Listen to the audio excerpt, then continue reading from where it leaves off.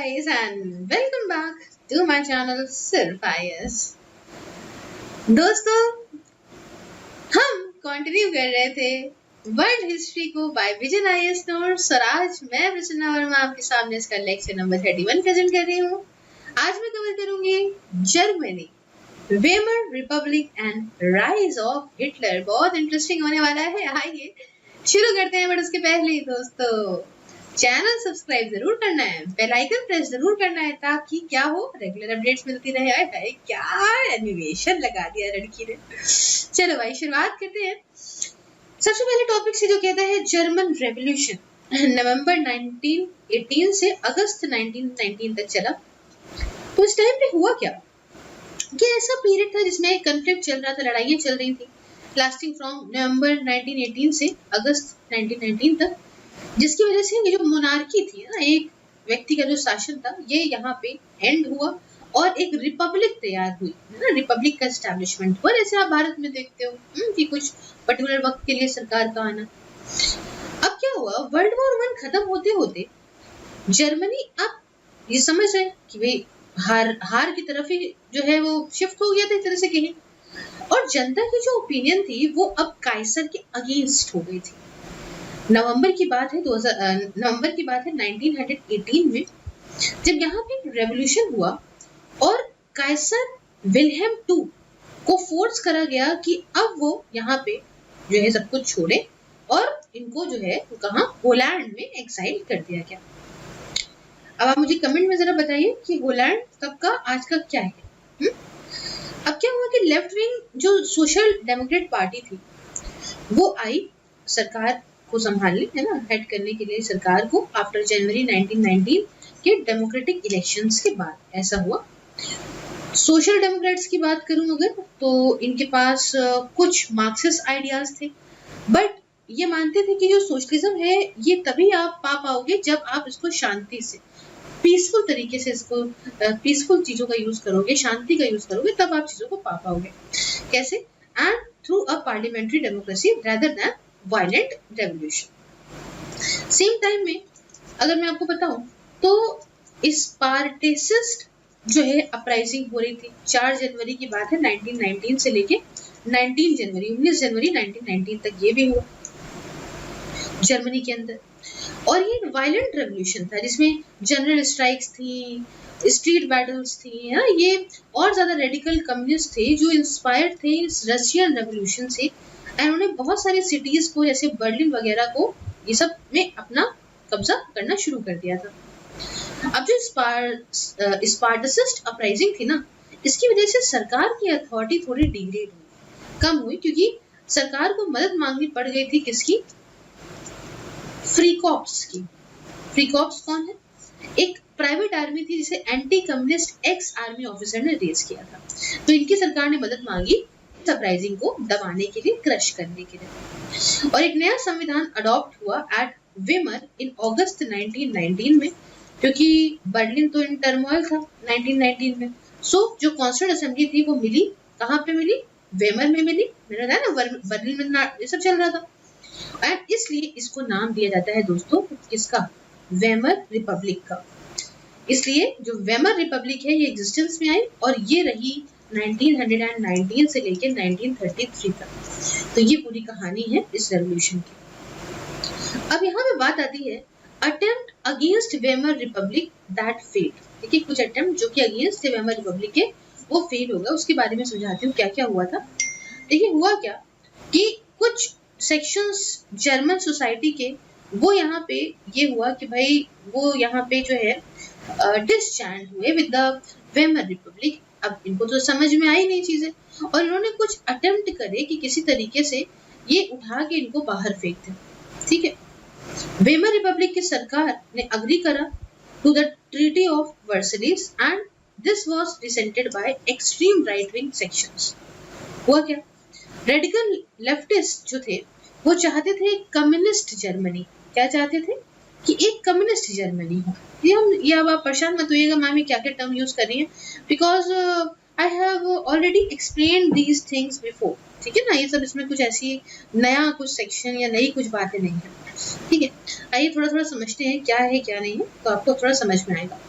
देखिए Spartacus rising की बात करते हैं बाय कम्युनिस्ट, ये क्या है थोड़ा समझते हैं, 1919 की बात है। दूसरी बात अगर समझते हैं तो वो है आपकी कैप पुट्स 1920 का बाय राइट विंग सेक्शंस। ये क्या है, देखिए पुट्स बिकॉज सरकार यहाँ पे कोशिश कर रही थी कि ये डिसबैंड कर दे, किसको, ये इसकी मदद ली थी ना यहाँ पे, ये देखिए इसको फ्री कॉप्स को, क्योंकि वो रिफ्यूज टू डिसबैंड एंड इन्होंने डिक्लेयर करा डॉक्टर कैप को चांसलर बना दिया। और जर्मन आर्मी सिंपैथेटिक थी राइट विंग नेशनलिस्ट के एंड इसलिए इसने कोई भी कदम नहीं उठाया।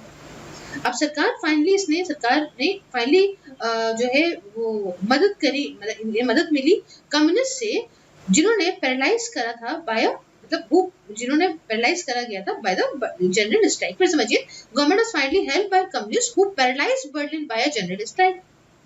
अब क्या हुआ, क्या को रिजाइन करना पड़ा और फ्री कॉर्प्स को डिसबैंड कर दिया गया एंड वेमर रिपब्लिक सरवाइव हुआ, ठीक है। तो ये अटेम्प्ट एक फेल हो गया। अब तीसरी बात, हिटलर का म्यूनिक बियर हॉल पुट्स 1923 का, ये क्या है देखिए तो समझिए। पहले तो थोड़ा सा कुछ चीजों के बारे में जानिए, देखिए यहाँ पे लिखा है तो ठीक है, नहीं तो हम एक काम करेंगे पीछे यही पे समझा देते हैं। ओके, तो देखिए सबसे पहले हम आपको कुछ बताना चाहते हैं किसके बारे में, ल्यूडेन डॉफ के बारे में। ये क्या हुआ, देखिए ल्यूडेन डॉफ जो है ये काफी इंपॉर्टेंट जनरल थे वर्ल्ड वॉर 1 के टाइम में एंड ये रिस्पॉन्सिबल भी थे जर्मन विक्ट्री के लिए in the battle of leak. कहाँ पे, इन बेल्जियम। ये सपोर्टर भी थे, किस चीज के सपोर्टर थे, ये सपोर्टर थे अनरिस्ट्रिक्टेड सबमरीन वॉरफेयर के। इन्होंने एक इंपॉर्टेंट रोल भी प्ले करा था ट्रीटी ऑफ ब्रेस्ट लिटोस्वर्क में, ये हमने जो आपको पहले बताई है, नेगोशिएट किया था बहुत ही हार्श टर्म्स में रशिया के साथ 1917 में। तो ल्यूडेनडॉर्फ को फोर्स करा गया रिजाइन करने के लिए इस वर्ल्ड वॉर 1 के बाद एंड इनके पास इनकी ये ओपिनियन थी कि जो जर्मनी है वो वॉर को हारी है क्योंकि लेफ्टिस्ट एलिमेंट्स जो हैं सरकार के अंदर ये स्टैब करे हैं, इसने ही जो है छुरा भोगा है आर्मी के पीछे से, ठीक है। काफी हाईली क्रिटिकल थे ये ऑफ अ डेमोक्रेट गवर्नमेंट के। अब क्या हुआ कि जो बियर हॉल पुट्स है, ठीक है, ये एक अटेम्प्ट था हिटलर के द्वारा with the help of Ludendorff, ताकि ये बावेरियन स्टेट गवर्नमेंट को म्यूनिच के अंदर उठा के जो है फेंक सके and then lead a national revolution overthrowing the national government in Berlin. तो पुट्स को लॉन्च किया गया बैकग्राउंड में फ्रेंच ऑक्यूपेशन के of the Ruhr and consequent depreciation होता रहा इस जर्मन करेंसी का। कुछ भी होता है ना देश के अंदर तो करेंसी सबसे पहले गिरने लगती है, as you all know. Putsch fail हो गया और हिटलर ने कोशिश, मतलब हिटलर जो था उसको ट्राई कर दिया गया फॉर प्रेशर। हिटलर ने इस प्लेटफॉर्म का यूटिलाइजेशन बढ़िया से कहा जो कि ट्रायल के टाइम पे इसको प्रोवाइड करा गया। भाई ट्रायल के टाइम पे इसने उस चीज को अपने जो है समर्थन में सब कुछ ले दिया और अपने आइडियाज को और प्रोपोगेट कर दिया। अब जो फेलियर था इस पुश का, इसकी वजह से यहाँ पे हिटलर की जो नेशनल पब्लिसिटी थी वो पहली बार आई और इसको 5 साल का जेल टर्म मिला, बट इससे सिर्फ 9 महीने में ही आ गया सिंस अथॉरिटीज जो थी बेवेरिया में वो काफी सिंपैथेटिक हो गई इसके गोल्स को लेके। और जो लास्टिंग आउटकम था पुश का वो था डेवलपमेंट और फर्दरिंग ऑफ नाजी प्रोपेगेंडा। आइए अब आगे लेके चलते हैं आपको इस पानी की डुबकी है। अब 3 फेजेस क्या थे इस वेडर रिपब्लिक के, आइए वो समझाते हैं।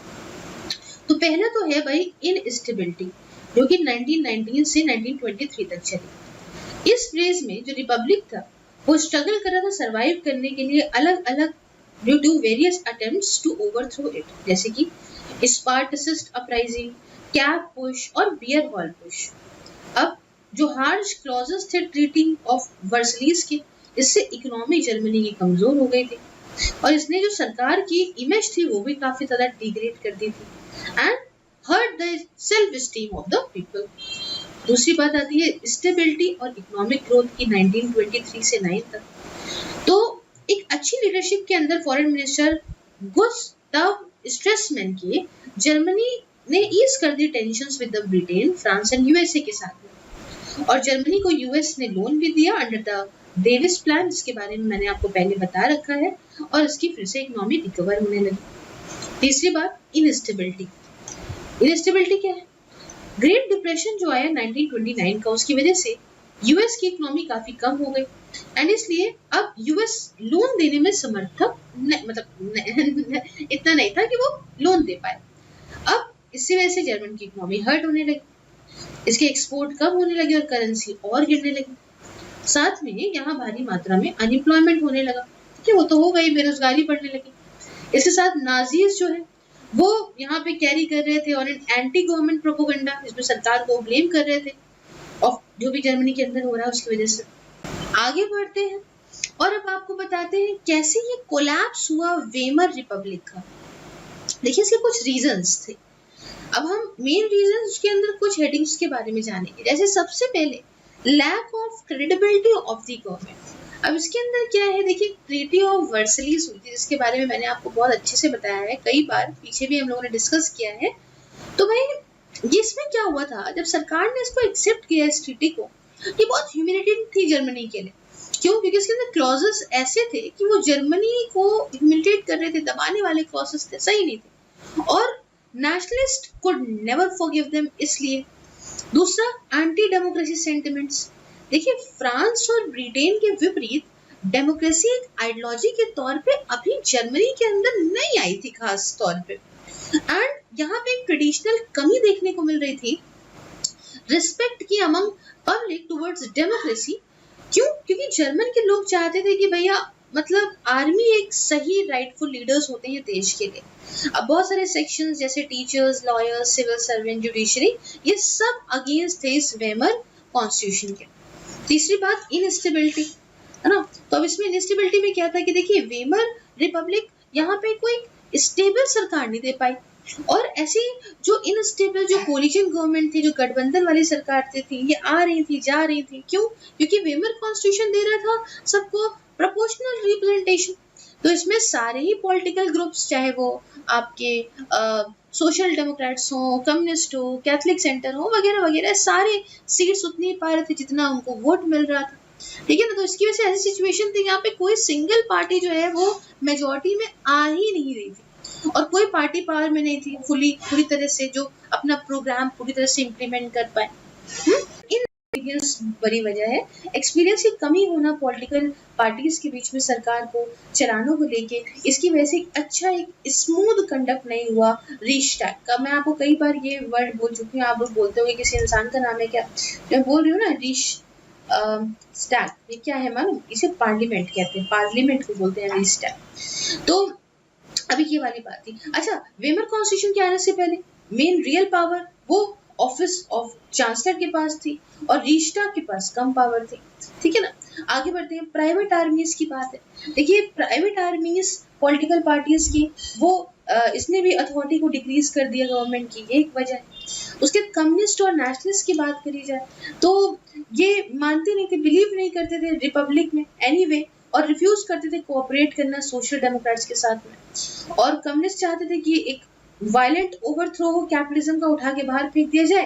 वाई नेशनलिस्ट चाहते थे कि एक डिक्टेटरशिप या मिलिट्री रूल आ जाए, ठीक है। तो एक वजह तो ये हो गई, इसके अंदर के कुछ पॉइंट्स मैंने आपको बताया। फिर वॉयलेंस का बढ़ना, इंक्रीज इन वॉयलेंस स्ट्रीट्स के ऊपर। क्यों? क्योंकि प्राइवेट आर्मीज एक दूसरे से लड़ती थी, खासकर 1929 के बाद जो हमने अभी आपको डिस्कस करा है, और वर्कर्स ऑर्गेनाइज करते थे वायलेंट स्ट्राइक। तो ये सब वजह है। तीसरा, इकोनॉमिक प्रॉब्लम क्या थी वेमर रिपब्लिक की? देखिए बहुत सारी भारी मात्रा में खर्चा हुआ था, वॉर एक्सपेंसेस बहुत थे, जिसकी वजह से सब बैंक्रप्सी हो गई थी 1919 में, इसलिए इसकी वजह से काफी पुअर इकोनॉमी है। दूसरा, वर्ल्ड वॉर 1 की कॉस्ट इतनी हाई थी, वॉर के रेपरेशंस जिसे ट्रीटी ऑफ वर्सलिस ने लगाया था, इसके बारे में हमने काफी अच्छे से डिस्कस किया ना, प्लीज पीछे से देखते हुए आइएगा लेक्चर्स को, ठीक है। इसकी वजह से जर्मन मार्क को और डिप्रिसिएशन हुआ। फिर आपका वॉर रेपरेशंस, जैसे मैंने आपको बताया 1921 आते आते जर्मनी ने रिक्वेस्ट करा कि भैया हमारे एनुअल इंस्टॉलमेंट को कुछ वक्त के लिए प्लीज सस्पेंड कर दो, बिल्कुल हम डिफॉल्ट हो रहे हैं, पेमेंट डिफॉल्ट होने लगा। 1923 में इवन फ्रांस ने रूर को भी ऑक्युपाइड कर लिया, जो एक इम्पोर्टेंट इंडस्ट्रियल एरिया था यहाँ का, ठीक है ना। तो ये सारी चीजें हैं। उसके बाद 1923 से 29 तक जब ऐसे थे ईयर्स ऑफ प्रॉस्पेरिटी जो है कैरेक्टराइज हुए किससे, डेविस प्लान से। मैंने कहा डेविस प्लान क्या था 1924 का, यंग यंग प्लान आया 1929 में, ये सब हमने डिस्कस किया है, ठीक है। तो डेविस प्लान के माध्यम से जर्मनी को यूएस ने लोन दिया, ठीक है, और इट वाज टू पे व्हाटएवर इट कुड एनुअली, जितना भी चाहे उतना पे करे। लेकिन यहाँ पे फ्रेंच ने भी आर्ग्यू करा कि चलिए हम रूट से खुद को खाली करवा देंगे, और कॉन्सिक्वेंटली इनकी इकोनॉमी फिर से जो है वो रिकवर करने लगी। और यंग प्लान जो आया, इसमें जो टोटल जो वॉर रेपरेशंस थे, इसे जो जर्मनी को पे करने थे, इसे कम करके 2000 मिलियन पाउंड्स कर दिया गया।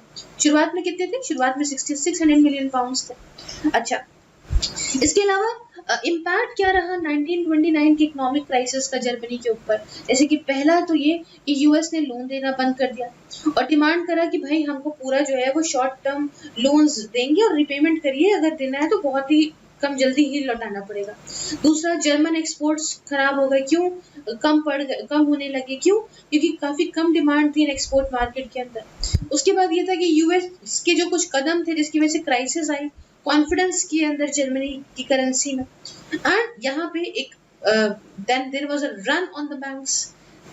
और भी कुछ वजह है, जैसे बहुत सारी फैक्ट्रीज क्लोज डाउन हो गई और नए जो चांसलर आए थे ब्रूनिंग्स, ये जो सोल्यूशन थे इस क्राइसिस को लेके, उससे पेंशन कम हो रही थी, वेजेस कम हो रही थी, अनएम्प्लॉयमेंट बेनिफिट्स कम हो रहे थे, तो वर्किंग क्लास का लॉस हो रहा था। तो ये सारी बातें हैं। और एक बात है हिटलर का प्रोपेगेंडा, भाई ये कॉन्स्टेंटली टारगेट कर रहा था सरकार के अगेंस्ट। और आपको मालूम हिटलर बना 1933 में चांसलर इस वेमर रिपब्लिक के अंडर, बट ये मानता ही नहीं था वेमर रिपब्लिक को और इसके कॉन्स्टिट्यूशन को। ये लगातार ये रिफर करता था पॉलिटिशियन को जो कहते थे कि हम जो है मतलब टर्म को अग्री करते हैं तो ट्रीटी ऑफ वर्सलिस, और इन सारे लोगों को बोलता था नवंबर क्रिमिनल्स के तौर पर। हिटलर ये भी कहता था अपने प्रोपेगेंडा में कि जर्मनी को तो छुरा भोंका गया है पीछे से इन नवंबर क्रिमिनल्स के द्वारा। क्यों, क्योंकि इन्होंने इस ट्रीटी को साइन कर लिया, है ना। तो ये सारी बातें। अब आगे चलते हैं आपको लेके।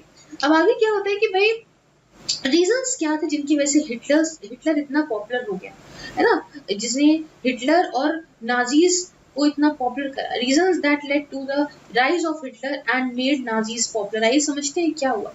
देखिए, पहला तो ये होता क्या है कि अगर गरीबी चल रही हो कहीं पे और उस टाइम पे आप किसी को कितना भी समझाओगे कि हम तुम्हें इस चीज से, इस मुसीबत से बाहर ला सकते हैं, तो ये बड़ी आसानी से लोग उस झांसे में फंस जाते हैं। आपने देखा होगा बहुत सारे बाबा क्या होते हैं, घर परिवार में कलेश है और क्या कहते हैं प्रेमिका से छुटकारा चाहिए, जो भी शादी आपने देखी होंगी ना, ये प्रॉब्लम वो प्रॉब्लम, शादी में दिक्कत है अभी हम सब करेंगे, घर प्रॉपर्टी का प्रॉब्लम है अभी आइए हमारे पास। तो ये सब प्रॉब्लम्स पे आदमी इमोशनली जब बहुत हर्ट होता है तो डिसीजंस कुछ भी समझाने पे वो बस प्रॉब्लम का सोल्यूशन चाहता है।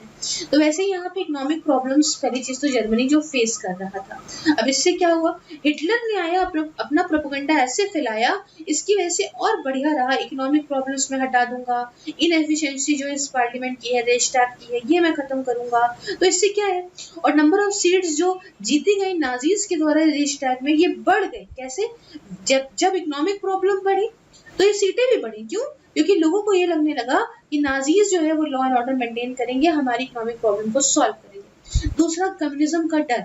कम्युनिज्म का जो डर था वो फैल रहा था जर्मनी में, जिसकी वजह से भी भाई बहुत भारी मात्रा में सपोर्ट नाजीज को मिलने लगा, ना सिर्फ लोअर मिडिल क्लास से बट वर्कर्स से भी, जो सपोर्ट करने लगे नाजीज को रादर देन सोशल डेमोक्रेट्स। तीसरा, नाजी का प्रोपेगेंडा। नाजी के पास एक मास्टर प्रोपेगेंडिस्ट थे ये बहुत बड़े, एंड इनका काम करने का तरीका ये था, एक इस तरीके से बनाओ चीजों को ताकि लोगों का सोचने का तरीका ही बदल जाए, है ना। नाजीज ने सरकार को ब्लेम करा कि भाई जो भी दिक्कत हो रही है सोशल, इकोनॉमिक, पॉलिटिकल, ये सब सरकार की वजह से हो रही है क्योंकि इन्होंने ट्रीटी ऑफ वर्सलिस को साइन कर दिया था। समझे, नाजी ने ये भी प्रॉमिस करा कि हम नेशनल यूनिटी लाएंगे, प्रॉस्पेरिटी लाएंगे, सबको रोजगार देंगे, है ना, और इन लोगों को हटा के, ये बात। और हिटलर के पास एक बड़ी अच्छी एबिलिटी थी, पॉलिटिकल एबिलिटी ये थी कि भाई ये लोगों के इमोशंस के साथ बढ़िया खेल लेता था, समझे ना। इसके पास इतनी गजब एनर्जी थी कि ऐसा लगता था देखने में कि भाई ये तो बिल्कुल लड़ता चला जाएगा, ये कहीं नहीं थकेगा, है ना। फिर नाजी की प्राइवेट आर्मी, तो अगर इसकी बात करें तो स्टॉर्म ट्रूपर्स जिसे कहते थे, इन्हें भी इन्होंने कहा कि भाई जो भी बेरोजगार यंग लोग हैं, अनएम्प्लॉयड यूथ हैं, उनको हम छोटी सैलरी पे आपके पास रख देंगे, ठीक है। अब इसमें ये हुआ कि हाँ सारे अट्रैक्ट होने लगे यहाँ पे। फिर ये था कि एक कॉन्ट्रास्ट जो कि सरकार जो कि वेमर रिपब्लिक की थी और नाजीज के बीच में थी, इनके बीच में हुआ। वाइल जो वेमर गवर्नमेंट थी वो प्रोन थी टू डिसयूनिटी एंड फैक्शनिज्म, नाजीज ने इंश्योर करा लॉ एंड ऑर्डर को, एक डिसाइसिव गवर्नमेंट और रिस्टोरेशन नेशनल प्राइड का। तो ये है ना कि अभी तुम कुछ कर रहा हो, कोई इंसान कुछ तो हल्का लोगों को खराब लगना शुरू हुआ हो तो बहुत अच्छा करने लग जाए तो लोग बोलेगा तुम बड़े अच्छे, ठीक है। और साथ में नाजी ना अपने पॉलिटिकल ऑल्टरनेटिव को क्रश करने में, खत्म करने में सक्षम रहे एंड ऑपोजिशन को अपने खत्म कर दिया फ्रॉम द कम्युनिस्ट या कैथोलिक सेंटर पार्टी से, ठीक है। तो अब ये तो पूरी कहानी हो गई। अब आप कहेंगे कि मैम आखिरकार क्यों हिटलर को चांसलर बनाया गया, ठीक है। आइए समझते हैं 1933 में हुआ क्या था कि 1932 में जो राइट विंग नेशनलिस्ट थे वो पावर में आए। इन्होंने हिटलर को इनवाइट करा, हिटलर की नाजी पार्टी को, कि आइए और हम लोग गठबंधन की कोलिजन की गवर्नमेंट बनाते हैं। इनको दिया कि पहले पोस्ट हिटलर को दी वाइस चांसलर की, पर बाद में मान गए कि चलो हम आपको चांसलरशिप देते हैं, ठीक है, इनकी इंसिस्टेंस पे। अब राइट विंग के पॉलिटिशियन चाहते थे हिटलर को कि इन लोगों को ज्वाइन करे। क्यों चाहते थे? क्योंकि इनको डर था कहीं ऐसा ना हो कि नाजी लीड पुट्स के द्वारा हमें उठा के फेंक दिया जाए। दूसरा कि नाजी को हम इंक्लूड कर लेंगे इसमें तो ये ज्यादा कंफर्टेबल हो जाएंगे मेजॉरिटी में, है ना, जिससे इनको स्टेबिलिटी तो मिलेगी पर साथ में ये प्री वेमर सिचुएशन में भी जा सकेंगे, ठीक है ना, जब इसके पास जो है इनके पार्लियामेंट के पास कम पावर थी। तीसरा इससे इनको मदद मिलेगी पॉपुलैरिटी कम्युनिस्ट की चेक करने रखने में, ठीक है, उस पर। और बहुत सारे का ये मानना था कि हिटलर जो है इसे कंट्रोल कराया सकता है अगर हम उसी के साथ हो जाए तो, ठीक है। तो ये वजह थी कि इन्होंने हिटलर को अपने साथ रखा। अब देखिए हिटलर के पास सब पावर कैसे आई, थोड़ा सा ये समझते हैं। तो हुआ क्या कि जब इसे चांसलरशिप मिली 1933 में तो हिटलर ने इलेक्शंस करवा दिए इस उम्मीद में कि हम सिंगल पार्टी मेजॉरिटी ले आएंगे नाजीज की। इसने क्या करा, स्टेट मशीनरी को यूज किया इलेक्शंस के पहले नाजीज को फायदा पहुंचाने के लिए। पुलिस से कहा गया कि आप कोई काम नहीं करेंगी अगेंस्ट द वायलेंट एसए, ये ऊपर मैंने जो बताया ना स्टॉर्म वगैरह, और एसएस के बीच में जब ये कम्युनिस्ट को मारे। और इन्होंने अपॉइंट करा नाजीज को कि आप बड़ी बड़ी पुलिस पोस्ट पे आप रहेंगे ताकि डिसीजन लेने में प्रॉब्लम ना। उसके बाद आती है रीस्टैग फायर 1933, यहाँ पे आग लगी इनके रीस्टैग्स में। शुरुआत हुई by a few radical communist के द्वारा, बट ये प्लान नहीं था, ये कोई प्लान एक्ट नहीं था कम्युनिस्ट पार्टी के द्वारा, बल्कि तब भी हिटलर ने ब्लेम करा इस कम्युनिस्ट को कि भाई इनकी वजह से हुआ है, इससे और डर बढ़ गया लोगों के बीच में। तीसरा कि 1933 के इलेक्शंस में हिटलर ने 44% टोटल वोट्स का जीता। उसके अलावा इनेबलिंग लॉ, ये क्या है, इस लॉ की वजह से क्या हुआ ना, अच्छी खासी पावर मिली हिटलर को और यहाँ पे वेमर कॉन्स्टिट्यूशन खत्म हुआ। तो आप कहेंगे मैम इस लॉ के अंडर क्या था? लॉ के अंडर ये था कि जो सरकार के लॉज हैं अब उनमें कोई जरूरत नहीं पड़ेगी अप्रूवल की रीस्टैग के फॉर 4 ईयर, 4 सालों तक पार्लियामेंट की कोई अप्रूवल की जरूरत नहीं है। ये इम्प्लाई करता था कि हिटलर जो है अब से ये डिक्टेटर बन गया, भाई अप्रूवल की जरूरत नहीं है, तो जो सरकार लॉ लाएगी वही लॉ रहेगा। और वेमर रिपब्लिक जो है वो खत्म हो गया क्योंकि चांसलर या सरकार का लॉ जो है वो अगेंस्ट हो सकता है कॉन्स्टिट्यूशन के एंड तब भी वैलिड हो सकता है, सिंस कोई भी पार्लियामेंट्री अप्रूवल की जरूरत तो है नहीं। इस लॉ के अंदर क्या था कि बस 2/3 मेजॉरिटी जो है वो मिल जाए फोर्स के द्वारा। तो वोटिंग के टाइम पे एसए के ट्रूप्स ने मैन करा रीस्टैग को और एसएस के ट्रूप्स ने कहा बिल और फायर मर्डर, बाहर से ये चिल्लाने लगे। इसकी वजह से काफी ज्यादा ऐसा इंटिमिडेटिंग एटमॉस्फेयर आसपास बन गया। अब इस इनेबलिंग लॉ के बाद हिटलर ने पॉलिसी ऑफ, ये देख सकते हैं, ये देखिए यहाँ पे लिखा हुआ पॉलिसी ऑफ ग्लेश शेल्टन को फॉलो करा। मतलब इसका मतलब होता है फोर्सफुल कोऑर्डिनेशन, जिसकी वजह से जर्मनी जो है एक टोटलिटेरियन या फासिस्ट स्टेट बन गया। इसके बारे में लास्ट लेक्चर में आपको बताया टोटलिटेरियन वगैरह मतलब इसने मतलब सीक्रेट पुलिस का यूज करा अपने ऑपोजिशन को क्रश करने के लिए। फिर आई बात यहाँ पे हिटलर का रूल या नाजिज्म इन प्रैक्टिस, आइए थोड़ा समझते हैं। एक कुछ फीचर्स आपको बताना चाहती हूँ हिटलर के रूल को लेके जर्मनी के अंदर। पहली बात कि जर्मनी वन पार्टी स्टेट बन गया, सारी पार्टी को बैन कर दिया गया। बाकी नाजी स्पेशल कमिश्नर, एक अपॉइंटेड डिक्टेटर को अपॉइंट करा गया हर एक स्टेट के अंदर, और स्टेट के लेजिस्लेचर के को जो है वो restrict to their powers. And ये ना समझिए, there was to be no more state या फिर म्युनिसिपल इलेक्शन, कुछ नहीं अब बचे थे। साथ में सिविल सर्विसेज को और मतलब क्लींस करा गया ऑफ ज्यूस हटा दी, है ना। और भी मतलब जो भी बंदा अपोजिशन में था नाजीज के, उससे सिविल सर्विसेज से उसको बाहर कर दिया गया। ट्रेड यूनियंस खत्म कर दी गई, इनकी जगह पे एक सिंगल जर्मन लेबर फ्रंट आया, ठीक है ना, जो कि स्ट्रिक्ट कंट्रोल में था नाजी पार्टी के, और सारे वर्कर्स जो थे वो मेंबर्स थे इस फ्रंट के। स्ट्राइक्स को बैन करा गया, सरकार को रिस्पॉन्सिबल बनाया गया जो भी दुख दर्द है उसको सॉल्व करने के लिए। उसके अलावा जो एजुकेशन सिस्टम था वो क्लोजली मॉनिटर करा गया, देखा गया कि भैया ऐसा ना हो कुछ भी, मतलब समझ रहे हो, मॉनिटर करा गया फॉर इंडोक्ट्रिनेशन ऑफ चिल्ड्रन। मतलब जो जेंडर को लेके स्टीरियोटाइप था, जो भी चीज, स्टीरियोटाइप का मतलब होता है जैसे अभी आप कहते हो ना कि सपोज कि गर्ल्स को पिंक पसंद है और बॉयज को ब्लू पसंद है, ठीक है। अब ये चीज चली आ रही है, स्टीरियोटाइप उसको बोलोगे ना, हो सकता है किसी लड़की को ब्लू पसंद हो, कोई और कलर पसंद हो, लेकिन ये सोच के पिंक कलर है तो लड़की का है ना, ये समझ लो ना, इसको कहते हैं। तो stereotypes about gender, anti Jewish propaganda, racial superiority, मतलब कि आर्यंस ये सोल मास्टर है रेस के, प्रो हिटलर प्रोपेगेंडा, ये सारे फीचर्स थे इस इंडोक्ट्रिनेशन के। अच्छा, जेस्टिपो क्लोजली मॉनिटर टीचर्स एंड, मतलब ये जो सीक्रेट पुलिस है जेस्टिपो बोलते हैं इसको, तो ये जो है वो क्लोजली मॉनिटर करता था टीचर्स को और चिल्ड्रन को, है ना। Could complain to the Gestapo about anti Nazis teachers, ठीक है। ये सीक्रेट पुलिस को बता दे उठा के कि कोई भी एंटी नाजी टीचर है तो उसको तुरंत बता दे। जूइश के जो बच्चे थे इनको स्कूल से बाहर निकाल दिया गया। हिटलर यूथ, जैसे बॉयज के लिए और league of German medals for girls के लिए, और ये सारे जो जर्मन बच्चे थे इनको था कि ये सारे ऑर्गेनाइजेशन को ज्वाइन करे जो 14 साल की उम्र के हो चुके हैं। स्लोगन कुछ चलते थे जैसे कि Fuhrer is always right, must obey Fuhrer etcetera, है ना, ये सब पॉपुलर कर दिया गया। मीडिया को कंट्रोल करा गया मिनिस्ट्री ऑफ प्रोपेगेंडा के द्वारा। इकोनॉमिक लाइफ देश के अंदर वो क्लोजली ऑर्गेनाइज करी गई दो मेन उद्देश्य से कि अनएम्प्लॉयमेंट कम करना है और करंट अकाउंट डेफिसिट कम करना है। कैसे?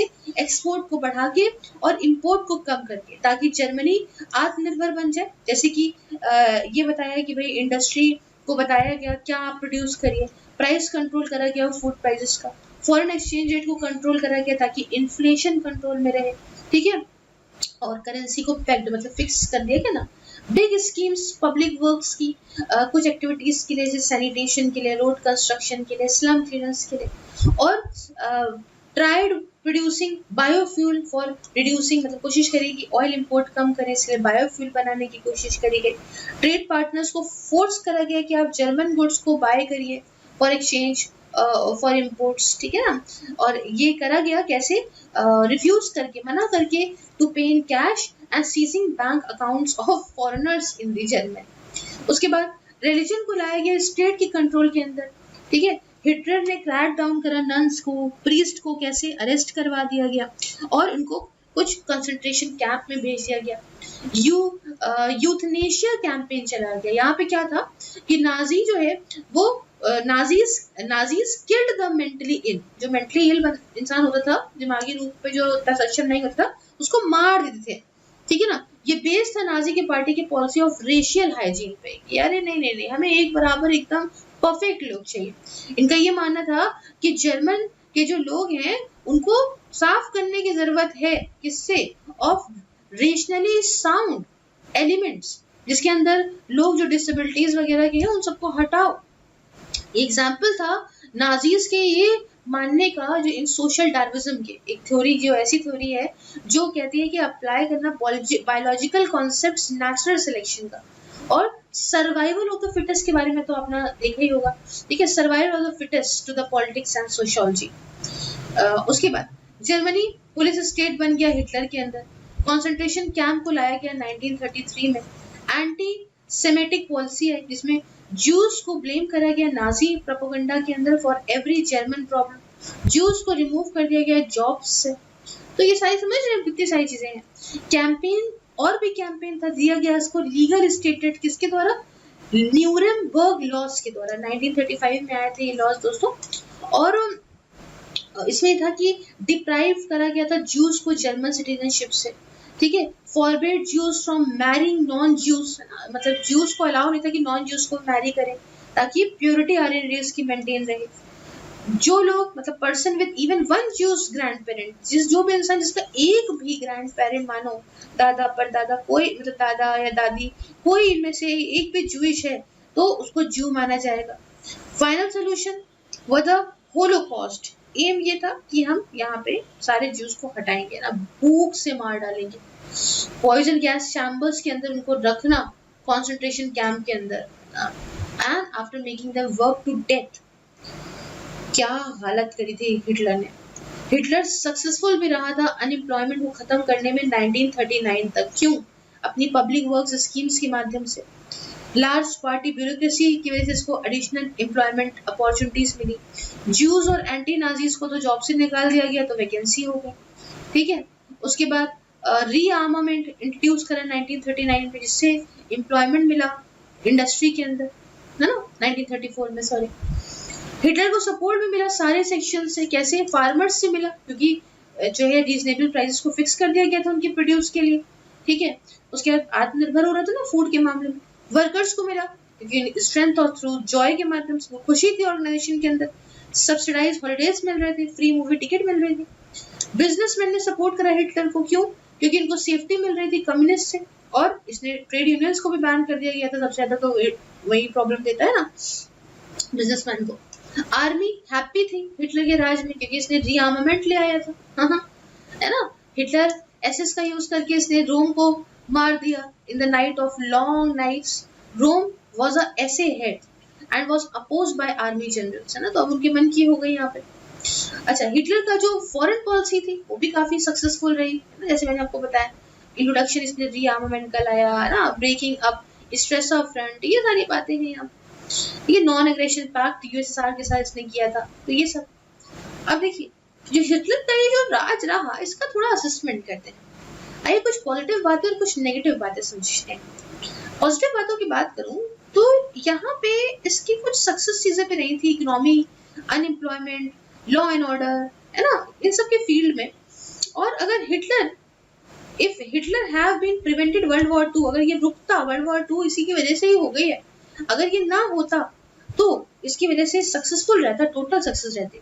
लेकिन नेगेटिवनेस बहुत सारी है, जैसे कि इकोनॉमिक सक्सेस तो सिर्फ पाया गया वायलेंट तरीकों से, प्यार से नहीं। एम्प्लॉयमेंट था, कैसे मिल रहा था एम्प्लॉयमेंट? तो वही है, ज्यूज को हटा दिया जॉब से, तो भाई वो जो खाली जगह हुई वहां पे एम्प्लॉयमेंट क्रिएट हो गया, तो कोई बात होती है। कुछ कदम जैसे employment creation, public work scheme के माध्यम से, वेज वर्कर्स की बढ़ाना, उनको सब्सिडाइज हॉलिडे देना, दूसरे फायदे देना, रीआर्मामेंट वगैरह को लाना, ये सारी चीजें जो होती ना, और ये सारी चीजें इसकी वजह से क्या था ना, सरकार का एक्सपेंडिचर बढ़ रहा था, और ऐसा फिस्कल डेफिसिट बहुत बढ़ रहा था, आमदनी अठन्नी खर्चा रुपया। इसलिए वॉर तो होनी थी, ठीक है ना, क्योंकि सोल्यूशन कुछ था नहीं, कॉस्ट तो मीट करनी है, इन सारे मेजर्स, ये सारी बातें थी, ठीक है ना। और ये आप जानते ही हैं, है ना, रॉ मटेरियल को दूसरी टेरिटरी से